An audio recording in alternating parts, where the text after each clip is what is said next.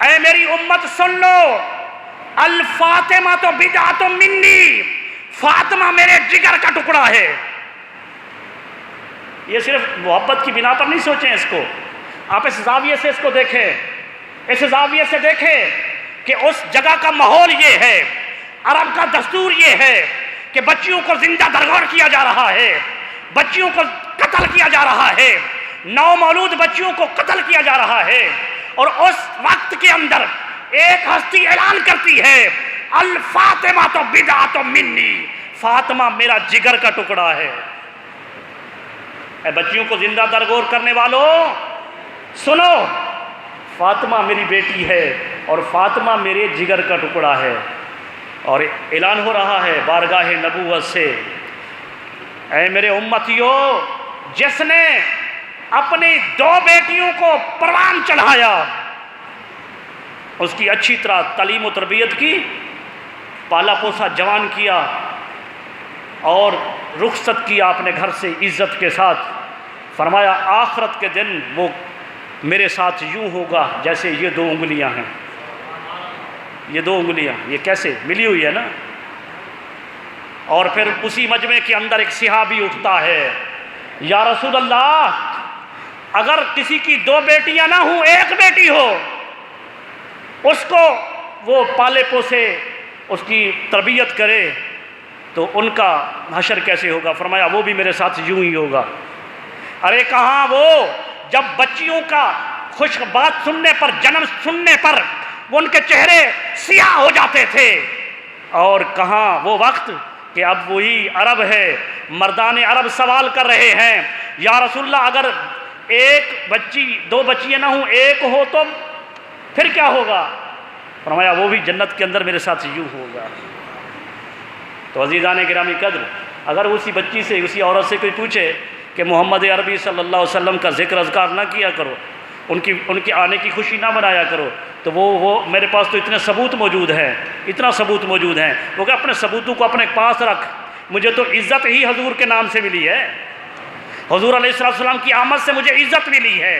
ارے یہ تو آپ نے سنا کہ ستیلی ماں ترکے میں تقسیم ہوتی تھی، لیکن آپ کو ایک اور روایت دے رہا ہوں، تاریخ کے اندر ہے کہ عرب کے لوگ تھے، 3 بھائی تھے، انہوں نے اپنی سگی ماں کو 900 درہم کے اندر بیچ ڈالا، وہ ماں جس کے قدموں میں جنت رکھی گئی۔ آقا علیہ السلام کی آمد سے پہلے، ارے سگی ماں ہے جس نے انہیں جنم دیا ہے، اگر بندہ اپنی والدہ کو کندھوں پر اٹھا کر یکے بعد دیگرے 100 حج کرائے، وہ جنم کے وقت کا ایک جو درد کا جھٹکا ہوتا ہے وہ بھی ادا نہیں کر سکتا، وہ حق بھی ادا نہیں کر سکتا۔ تو اس ماں کو 3 بھائیوں نے بیچ ڈالا 900 درہم میں، 300 درہم تقسیم کر دیے۔ امام الانبیاء صلی اللہ علیہ وآلہ وسلم نے لوگوں کو تعلیم دی، کئی دفعہ آپ سن چکے، جورانا کے مقام پر حضور علیہ السلام نے اپنی دودھ پلانے والی ماں کا تعظیم و تکریم دور سے استقبال کر کے ان کے سامنے گردن جھکا کر بیٹھے رہنے کو اپنی امت کو تعلیم دیا کہ یہ میری دودھ پلانے والی ماں ہے جس کی میں یہ تعظیم کر رہا ہوں، دودھ پلانے والی ماں۔ اور یہی مسجد نبوی ہے، مسجد نبوی۔ آقا علیہ السلام اعلان فرما رہے ہیں، حضور علیہ السلام صحابہ کے اندر موجود ہیں، اور میرا وجدان کہتا ہے کہ آقا علیہ السلام کی نظر پلٹ گئی ہوگی اس ابوا کے مقام کی طرف، اماں آمنہ کے اس مدفن کی طرف، کہ جب آپ کی عمر 6 سال تھی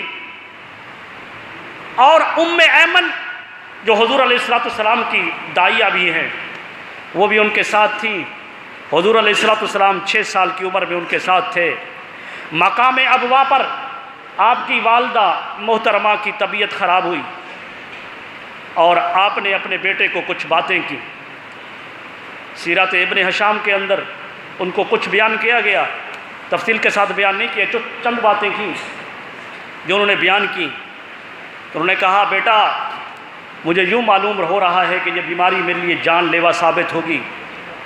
ہر کسی نے یہاں آنا ہے اور چلے جانا ہے، لیکن میرے ذکر کو دوام ہوگا، اس لیے کہ میں نے آپ جیسا صاف ستھرا پاک بیٹا جنم دیا ہے۔ میرا ذکر ختم نہیں ہوگا۔ یہ اماں آمنہ نے بات کی حضور علیہ السلام سے، اور حضور علیہ السلام نے اس جنگل بیابان کے اندر، پہاڑوں کے اندر اپنی والدہ حضرت آمنہ کو مدفن کیا۔ پتھر قبر کی نمایاں کرنے کے لیے چھوٹے چھوٹے پتھر رکھے۔ میں کہتا ہوں کہ آج جب امام الانبیاء صلی اللہ علیہ وسلم کی عظمت کا یہ عالم تھا کہ رب کائنات ارشاد فرما رہا ہے میرے حبیب کی بارگاہ میں بیٹھو، تو میرے حبیب کی آواز سے اپنی آواز کو اونچا نہ کرو، اور میرے حبیب کو اس طرح نہ بلاؤ جس طرح تم ایک دوسرے کو پکارتے ہو۔ میرے حبیب کو ملنے کے لیے آؤ تو فوراً کام کرو، چلے جاؤ، میرے حبیب کو کوئی تکلیف دے کر نہ آؤ۔ اور جب رب کائنات ادب سکھا رہا ہے میرے حبیب کے پاس اگر آنا ہے تو پہلے کسی کو خیرات صدقہ دے کر آؤ۔ یہ وہ بارگاہ ہے جہاں ایسے ہی منہ اٹھائے نہیں چلے آتے۔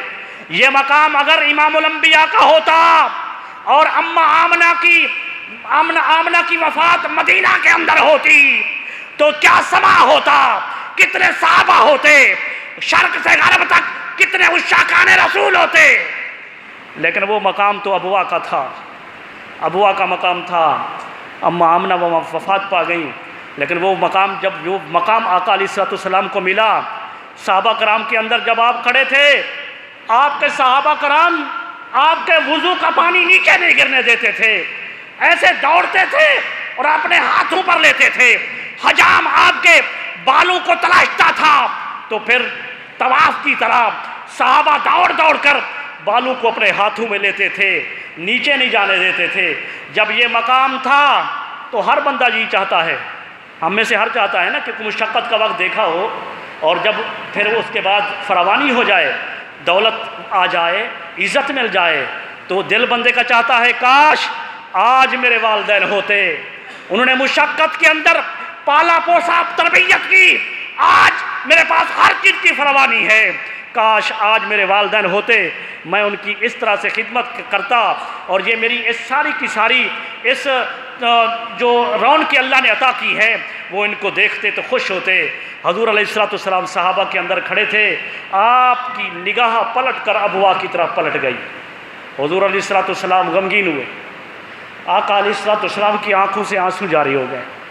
فرمایا کاش صحابہ، کاش آج میرے والدین زندہ ہوتے، میرے والدین زندہ ہوتے، یا ان میں سے کوئی ایک ہی زندہ ہوتا اور میں حالت نماز میں ہوتا، سورہ فاتحہ کی تلاوت کر رہا ہوتا، اللہ تبارک و تعالیٰ کے ساتھ محو ہم کلام ہوتا، اور ادھر سے میری والدہ یا والد مجھے پکارتے، اور میں ان کی پکار پر اللہ تبارک و تعالیٰ کی نماز کو چھوڑ کر ان کی خدمت میں چلا جاتا۔ آقا علیہ السلام نے یہ پیغام دیا ہے کہ وہ وقت تھا کہ جب والدہ ترکے میں بٹتی تھی، سکی والدہ کو بیچا جاتا تھا۔ امام الانبیاء صلی اللہ علیہ وآلہ وسلم کی آمد پر، آپ کی ولادت و سعادت پر ماں کو مقام ملا، جنت لا کر ان کے قدموں میں کھڑی کر دی۔ بہن کی قدر سکی بہن تو نہیں تھی، وہ شیمہ جو حضور علیہ السلام کے ساتھ دودھ پیتی تھی، حلیمہ سعدیہ کی وہ بیٹی تھی۔ تو ایک غزوے کے اوپر ان کے جو قبیلے کے لوگ تھے وہ قید ہو کر آئے، اور کسی نے جا کر بتایا کہ محمد، ان کے اصحاب نے ہمارے لوگوں کو قید کر لیا ہے۔ اس نے کہا میں چلتی ہوں ان کو چھڑا کر آتی ہوں۔ اس نے کہا تم کیا جانتی ہو ان کو، تم ان کے اصحاب کو یا ان کو؟ اس نے میں جانتی ہوں، وہ میرے بھائی لگتے ہیں۔ وہ بہن چل کر آتی ہے، جب آتی ہے تو مقام وہ تھا جب اسلام چمک رہا تھا، اسلام کی ہر طرف رونقیں اور روشنی پھیل رہی تھی۔ صحابہ کرام امام الانبیاء پر جانے نچھاور کرنے کے لیے کھڑے تھے، باہر پہرے پر بھی صحابہ کرام موجود تھے۔ تو وہ ایک عورت آئی، خاتون آئی، اس نے کہا مجھے محمد عربی سے ملنا ہے۔ انہوں نے کہا ٹائم لگے گا، پوچھنا پڑے گا۔ انہوں نے فرمایا نہیں، انہیں جا کر کہو تمہاری بہن آئی ہے، تمہاری بہن آئی ہے شیمہ اور شیمہ دونوں پڑھے جاتے ہیں۔ امام الانبیاء کو جب خبر ملی آپ اسی دوران کھڑے ہو گئے، فرمایا میری بہن کو لے آؤ، وہ تو میرے ساتھ دودھ پینے والی بہن ہے، میری بہن ہے وہ۔ جب وہ آئی ان کا اٹھ کر استقبال کیا۔ آج بہنوں کے ساتھ کیا تعلق کیا جاتا ہے؟ ہمارے پنجاب کے اندر دیہاتی علاقوں کے اندر اور ان اندرون سندھ کے اندر جائیداد کو بچانے کے لیے بچیوں کی شادیاں قرآن سے بھی کی جاتی ہیں، کتوں سے بھی کی جاتی ہیں۔ میرے پاس ایک کسی نے وہ بھیجی، اس عورت کی شادی جو ہے، مسلمان تو وہ نہیں ہے لیکن اس کی شادی کتے سے کی گئی۔ لیکن میں آپ کو یہ بتاؤں کہ قرآن کے ساتھ تو مسلمانوں نے بھی کی ہے نا، عرب کے اس کے اندر اندرون سندھ کے اندر اپنی جائیداد کو بچانے کے لیے، اور ہمارے اندرون پنجاب کے اندر دیہاتی علاقوں کے اندر جہاں علم مفقود ہے، علم نہیں پایا جاتا، وہاں عورتوں کو، بیٹیوں کو، بہنوں کو ترکہ کیا ملتا ہے؟ ان کو ترکے سے محروم کیا جاتا ہے۔ وہ سگی بہنیں ان کے ساتھ یہ سلوک ہو رہا ہے۔ امام الانبیاء صلی اللہ علیہ وسلم نے اپنی دودھ پینے والی بہن کے ساتھ یہ ان کی تعظیم کر کے، استقبال کر کے، اور پھر فرمایا کیسے آئی ہو؟ انہوں نے کہا میرے قبیلے کے کچھ لوگ آئے ہیں۔ فرمایا تم نہ آتی پیغام ہی بھیج دیتی، چھوڑ دیتے ہم۔ صحابہ کرام سے فرمایا، کیونکہ وہ جزیہ لے رہے تھے، قیدیوں کا جزیہ لے رہے تھے، فرمایا ہر کسی کا جزیہ قبول ہے لیکن یہ خاتون وہ آئی ہیں جن کے ساتھ میں نے دودھ پیا ہے، تو اس کا بھی مجھ پر حق ہے، لہذا ان کے قبیلے کے لوگ بغیر جزیہ کے ان کے ساتھ روانہ کر دیے جائیں۔ تو عزیزان گرامی قدر، وہ ماہ مقدس تشریف لا رہا ہے جس میں امام الانبیاء صلی اللہ علیہ وسلم کی ولادت و سعادت ہے۔ حضور علیہ السلام کی ولادت و سعادت پر ہر کسی کو خوشی ہے۔ میں نے عرض کیا کسی پر کوئی تہمت الزام نہیں ہے، ہر کوئی خوشی مناتا ہے، کوئی میلاد النبی کے حوالے سے خوشی مناتا ہے، کوئی سیرت النبی کے حوالے سے خوشی مناتا ہے، اور ہر مومن کو منانی چاہیے۔ اللہ تبارک و تعالی ہمیں حضور علیہ السلام کے ساتھ، آپ کے دامن کے ساتھ وابستہ رہنے کی توفیق عطا فرمائے۔ وما علینا الا البلاغ۔